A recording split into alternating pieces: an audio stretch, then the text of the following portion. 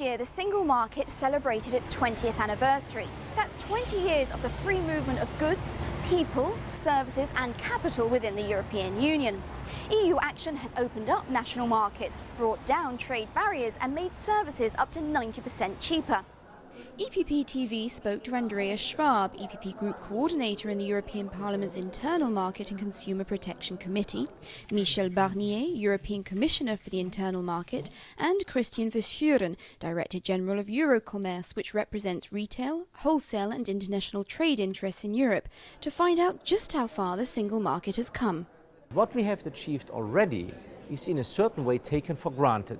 That you can travel without showing your passport from one country to another, that you can pay with your credit card all over Europe without paying additional fees in the same money, with the same level of consumer protection, no rip-off, no wrong call centers, no wrong numbers, everything controlled and harmonized in a positive way. Ce que nous faisons depuis maintenant 50 ans, et en particulier depuis 20 ans, depuis le début du marché unique, c'est ce travail d'harmonisation pour créer des conditions équitables de concurrence et puis aussi mieux protéger les consommateurs. Je pense à la sécurité des produits, par exemple pour la vie quotidienne des enfants avec la qualité et la sécurité des jouets, la sécurité des produits alimentaires qui est maintenant harmonisée. On a favorisé pour les transports aériens, pour le téléphone portable, pour la vie quotidienne, grâce à cet espace commun. I think it has been a very sort of untold story and one of the best stories of the construction of the European Union. If you take that from the creation of the single market in 1992 and sort of 15 years onwards, there's been close to 3 million jobs being created and an extra, over an extra 2% in extra growth that has been generated out of the single market. Consumers have benefited, businesses have benefited from a point of view of wider choice of products, better consumer rights. The EPP has always been at the heart of the single market, an idea initiated by Europe's founding fathers in the 1950s to make citizens' lives easier, which today has become a reality. We have really been the driving force in this process because we always wanted to move ahead. We wanted to take down the still existing small barriers that are there to make sure that consumers and business alike can find a marketplace in Europe where it's easy to operate, where it's easy to buy, and where it's also easy to resolve questions and problems that may arise.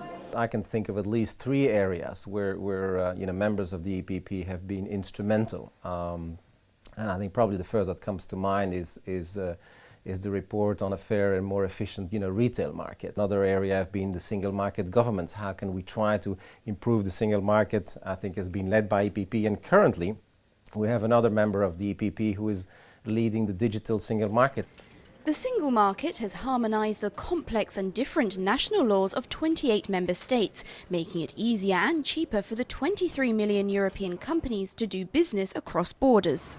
And with unrestricted access to 500 million people, trade between EU countries has grown by 2,000 billion euros since 1992. Thanks to a 25% reduction in red tape and a harmonised set of EU standards, selling online in Europe is a real opportunity for even the smallest of companies. And with more firms now competing against each other, it means lower prices for consumers and a wider choice of products and services that you wouldn't necessarily find at home or at the same price. One really major help, I think, is the introduction of a passport for SMEs into the public procurement system at European level. And public procurement at European level is still a directive, so member states have to implement it. But we hope that with the wording that we have found at the trialogue with the Council, that we can make sure that SMEs, small and medium-sized businesses, have an easier way to work out through all these rules and procedures that they have to fulfill before really getting a tender.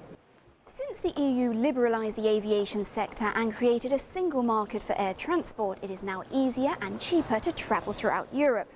Europeans can enjoy the benefits of a connected continent through a wider choice of routes and airlines and lower prices. Airfares have fallen 40% since the 1990s. EU legislation offers disabled passengers special assistance at no extra cost and entitles everyone to certain rights if your journey is disrupted or cancelled. The internal energy market protects consumers from supply disruptions and power cuts and means households and businesses can shop around for the best deal. Retired citizens can move to any member state, still receive their statutory pension there and gain access to public health care.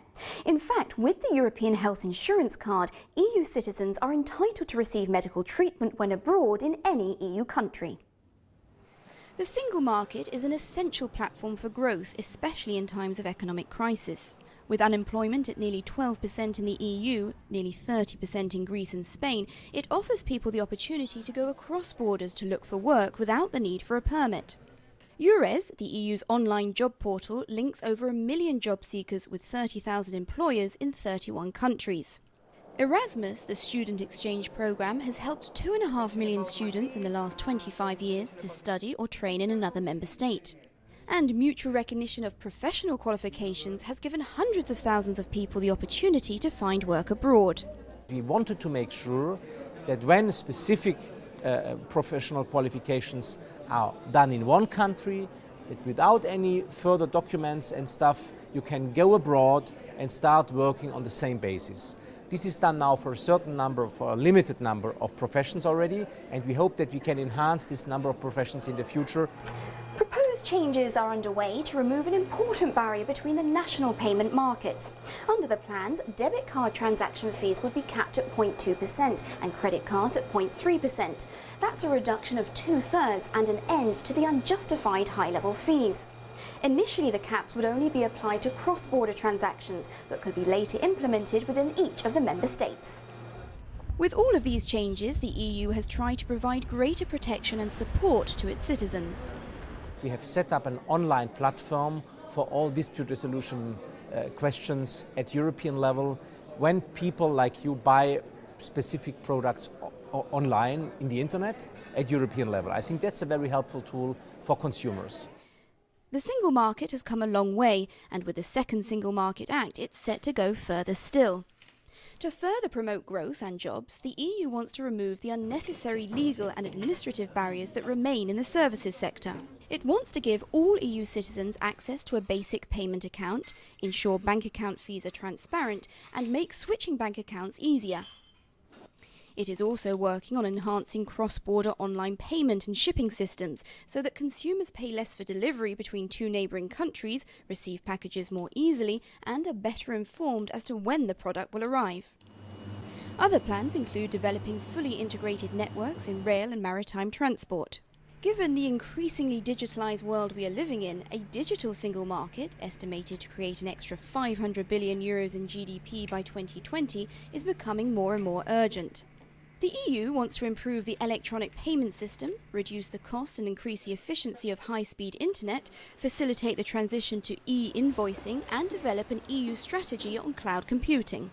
There's also opportunities with technologies where with e-commerce and the digitalization you could have a pack of biscuits with a QR code and sort of the new modern version of the barcode. Scan that with your cell phone, and if you're a Dutch customer, you'll receive that the product information in Dutch. If you're a Slovak customer or consumer, you can read the product information and the price, etc., and the conditions and the promotions in your local store in Slovakia. Implementation of the single market is key, and the EU is now urging member states to put the legal framework in their countries into effect as soon as possible. One proposal by the EPP Group is to change the kinds of laws that apply, a move from directives, which give member states flexibility in terms of implementation, to regulations, which are more prescriptive and likely to break down the barriers that remain. Je suis très vigilant, y compris quelquefois quand il faut faire des procédures d'infraction pour que les États membres fassent ce qu'ils ont dit. Ils ont pris des engagements au Conseil des ministres. We played very often in favor of full harmonized directives or full, at least, regulations, which are meaning that we have one law that is applied directly from European level all over Europe, but we have to also to respect the principle of subsidiarity, the principle of regionalism in Europe. We try to find a middle way and to steer the European boat there. There is no doubt that the single market is one of the most important achievements for European unity. We have spent decades building it together, and now we need to support it to ensure implementation in all member states. This is critical so businesses and citizens can enjoy the benefit of living in a union with 500 million people, 23 million companies and one single market. A market that can compete at every level and with every other nation.